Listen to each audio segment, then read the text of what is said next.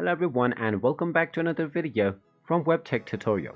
In this video, I'm going to show you what to do if you forgot your email address with Affirm. So let's get started right away. Open up your web browser first and then in the address bar type in affirm.com and press enter. You will then be taken into the official Affirm website where you can proceed with signing into your account even if you don't remember your email address. Simply hover over to the sign in section at the top right corner and click on the sign in button. Once you do this, you will be taken into the login portal. Now, even if you have forgotten your email address, you will need to remember your phone number so that you can gain access into your account. Simply type in your phone number that you used to register your account and click on the continue button. You will then receive a verification code in your phone, which you will need to enter in the next screen. Simply enter the code that you receive and you will successfully be signed in to your account.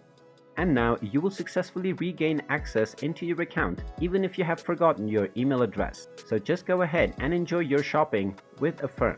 And there you have it. That is how you can get around the issue if you have forgotten your email address on Affirm. If you find this video helpful, make sure you hit that like button and subscribe to our channel if you haven't done so already. Also ring that notification bell to never miss another update from us. Thank you for watching and I will see you again in the next video.